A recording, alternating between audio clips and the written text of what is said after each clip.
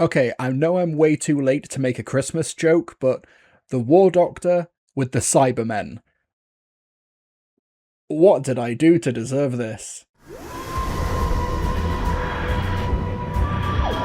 Hello ladies and gentlemen, my name is Mr. TARDIS, and in what is probably my most anticipated release of 2025, we have The War Doctor Rises Cybergene. Now for those of you who may not know, The War Doctor is going through a bit of an edgier phase right now. Since Jonathan Carley took over the role, we got the War Doctor Begins range, which was comprised of 6 box sets, and for the past 2 years we've had The War Doctor Rises, and this is the 4th release in the War Doctor Rises range. Now The War Doctor Rises is a range where it's much longer stories over the course of 3 hours, whereas before it was traditionally 3 one-hour stories. This allows the stories to have a lot more breathing room, a lot more elements of characterization and world building for the Time War, and one part of the Time War that I think is really fascinating is what were the other big Doctor Who villains doing during the Time War? We've got the Time Lords versus the Daleks, but they're not the only species in the universe that the Doctor has had confrontations with. One of my favourite Time War stories comes from the War Doctor Agents of Chaos box set, The Eternity Cage by Andrew Smith, which looks at what the Sontarans were trying to do to get involved in the Time War. And now we have Cybergene, written by Jonathan Morris,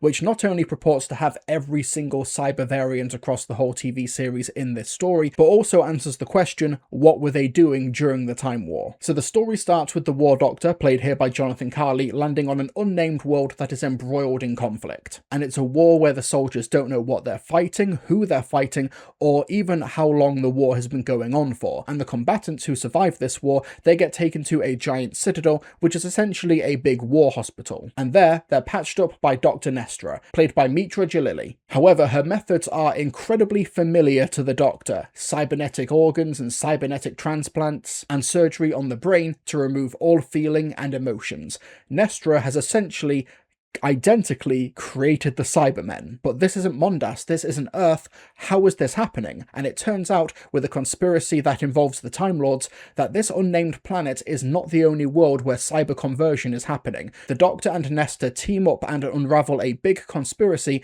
where the Time Lords are essentially trying to create another front in the Time War to help them against the Daleks. However, as is often the case with the Cybermen, this is an evolution that you can't really control. What are they? A more advanced version of your own troops. They no longer have organic hands, and their heads are encased in metal. The next phase of their evolution. What? They've been adapted for low gravity in the vacuum of space. But this isn't low gravity or space. Exactly. Somebody is following a pattern, a template. Somebody? What do you mean? You're not the only one doing this. Your enemy must have a scientist like you with their own citadel and their own production line. Anything you can do, they can do better. Take aim! Fire! Fire! Advance!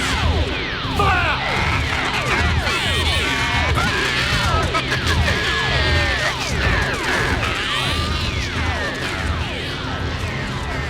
But they continued marching. Your army's outgunned, Jellic. The Doctor's right. And if we stay here, we'll be dead too. Withdraw! All Azebs and Anchors, retreat to Citadel! As I mentioned up top, Cybergene was probably my most anticipated story of the entire year. I'm gonna say it didn't quite meet my expectations. Not just in regards to the marketing that every single cyber variant was going to be in this story, and you listen to the story across the 3 episodes and that's not really the case, but we'll touch on that later. But when compared to other stories in the War Doctor Rises range, Morbius the Mighty, Unknown Soldiers and Fallen Heroes, Cybergene does feel like a bit of a notable step down. Now, it's still a strong, really effective 3-part story, but you're dealing with like 3 10 out of 10 box sets back to back to back here. So what did I like about Cybergene? Well, firstly, the Doctor companion dynamic with the War Doctor and Nesta. I thought it was a really cool, unconventional companion dynamic where Nesta is from this war-torn world and it's all that she's known, so she doesn't pick up on the Doctor's idiosyncrasies and also just has no time for his BS. But that in and of itself becomes kind of an issue. I don't think that the War Doctor is characterized in the story like he has been over the previous stories in his range. The War Doctor doesn't usually come out with pop culture references all the time for a companion like Nesta to not understand. So yeah, it just feels like he's written a little bit more like a conventional Doctor in this story, and there's nothing wrong with wanting to experiment with the character to try and make him, reclaim the name of the Doctor that he's cast away, but I don't think that's what Cybergene is going for. I think what's actually happened here is that Jonathan Morris has written the War Doctor like a conventional Doctor, which in another story would be fine. But thankfully the story itself and the unravelling conspiracy about these multiple cyber worlds is really fascinating, and I think it does a great job at, showing that the Daleks and the Time Lords, these are two evil factions in the universe. You've got these 3 episodes in this story. You've got Crucible, you've got Firebreak, and you've got Sepulture. Sepulture, am I pronouncing that right? I don't recall that ever being said in the episode. Sepulchre. Sepulchre. Okay, you've got Crucible, you've got Firebreak, and you've got Sepulchre. And a firebreak is essentially what you do in a forest fire, where you basically get in front of the fire and burn down the trees in front of it so that it stops the flames. And that's what the Time Lords are wanting to do with other planets in the universe in order to stop the Daleks from getting to them. In Crucible, we deal with a world that is being ravaged by war, and it's the war that is prompting the cyber conversion. And in Firebreak, we're on a world called Tarakol, which is a world that is being ravaged by plagues and natural disasters, and that is what creates the need to cyber convert. And I think that it did a really great job at hitting home why the Cybermen are such an effective concept, because it's done with the best of intentions to try and save this humanity, to try and save this species, but ultimately they give up what matters most to being human. And you get this really powerful imagery, particularly in episode 2, where you're on this medieval world and you've got these Mondasian Cybermen, but they're wearing plague masks and going door to door carrying corpses away, saying, "Bring out your dead." There was one scene that felt like it was going all the way back to Big Finish's Spare Parts from 2002 by Mark Platt, where you've got this Cyberman who was called Stan, who has been designed to be a miner, and he just walks into this pub and is recharged by his family, and the normalcy of it, that took me back to the scenes from Spare Parts where Cybermen are starting to integrate into this society and how the society reacts and accommodates them. That sort of real quiet domestic horror is really effective, and I think parts 1 and 2, Crucible and Firebreak, are really where Cybergene shines.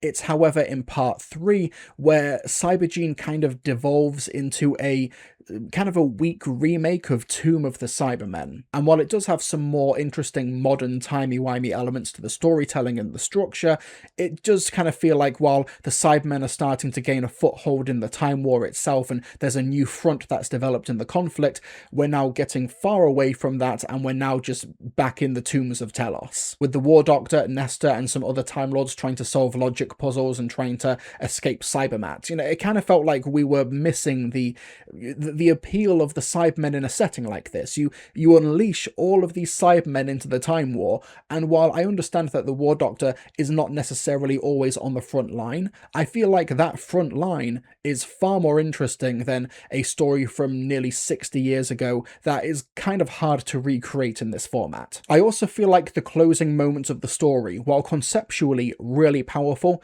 do drop the ball with a massive tell don't show approach. If it was up to me, if I was editing this story, God forbid, I absolutely would have ended this 3-part story on the key word that Nesta uses to describe the War Doctor, rather than dropping that bombshell word and then having a last few couple of sentences where the War Doctor just spells out the meaning of the story and here's a woe is me.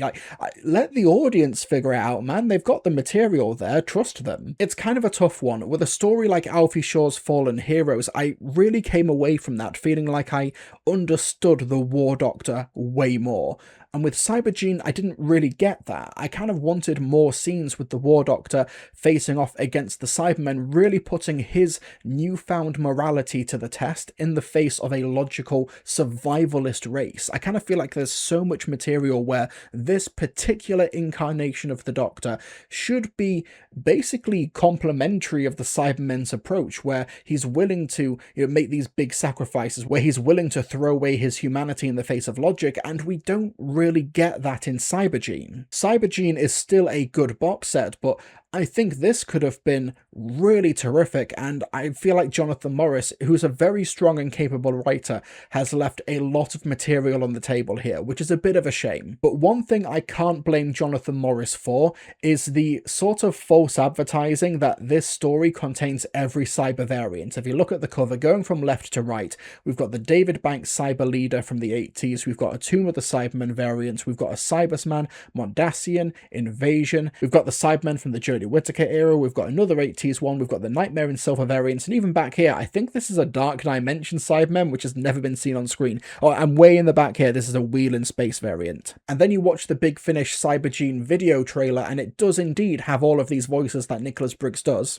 Wherever there is disease, wherever there is infirmity, you shall be like us. We remove the weaknesses that hold you back. We will survive. On Mundas, on Telos, out in the depths of space. You cannot turn us back. You will be upgraded. Wherever humans exist, our potential is always with you.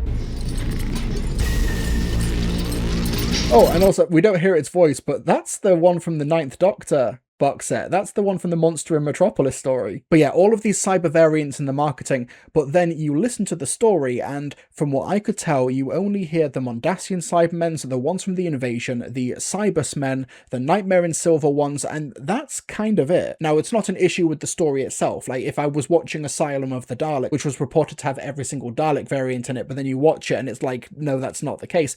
Them being in Asylum of the Daleks would not make Asylum of the Daleks a better story, but it turns out that actually wasn't meant to be the case. In the latest installment of the Big Finish podcast hosted by Nicholas Briggs and Benji Clifford, it turns out that that was a mistake. The whole clip of the explanation is like 7 minutes long, so I won't play the whole thing, but I'll just skip to the important bits. It's from Liam. Yes. Says, I am and have been a long time an avid supporter of your work, practically since Big Finish's inception. However, I feel a little miffed and misled by the most recent War Doctor Rises box set, Cybergene. From all the marketing and YouTube trailer, I was expecting to hear all the Cybermen from all aspects of the show. However, this is not the case in the final product. The Wheel in Space, Revenge of the Cybermen, Earthshock, and I believe the Nightmare in Silver voices were heard in the YouTube trailer. Why then are these completely absent from the finished product? Is it laziness, an oversight in human error, or something else? Please can you provide a reason for why this was advertised and then not followed up on? Kind regards, Liam. Yeah, hi Liam. I think this is a very valid question. The answer is human error. I did all the voices for the different eras in the studio. And as you know, to take you through them, the 10th Planet style Mondasian voices are done with a little bit of ring modulation and me talking like that. And then the Moonbase and Tomb of the Cybermen voices are done with I'm just getting it out of my drawer here, electro-larynx. And then the other ones are done, the Sword of Orion ones were just pitched a little bit lower. They even put a Sword of Orion one in there. When I was in the studio, I had two mics in front of me. I had a mic that just recorded my voice without an effect on, and a mic that recorded the voice with the ring modulation on. And I provided them with the settings for the pitch shift one for the 80s, but there was a digital delay in the studio, so it would have been like talking, remember it used to happen on phone lines where you had your voice coming back at you. Yeah. So you can't speak because you keep hearing yourself. So I said, listen, I'll just record that one dry, and then it can be affected afterwards. Give the sound designer these settings. And I was told, yes, we'll do that. And they didn't do that. They forgot.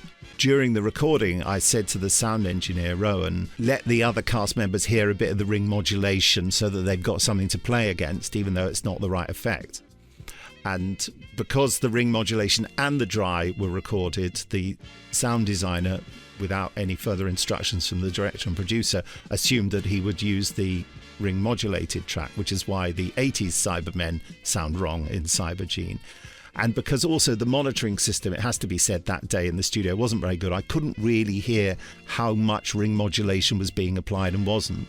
So I said, well, look, you've got the dry recording, so it can all be re-affected later, and I'll just do the style of performance and you can sort that out. Well, what happened was, again, the sound designer just heard the ring modulated effect and I thought, well, that must be the one I have to use.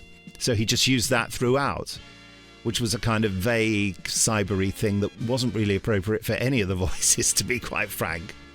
And when I heard about this, Liam, with people complaining about it online, I was mortified because, you know, I'd been very careful to issue instructions for it all to be done properly. And unfortunately, because of human error and everyone working very, very hard and having loads of things to concentrate on, they had forgotten what I said to them.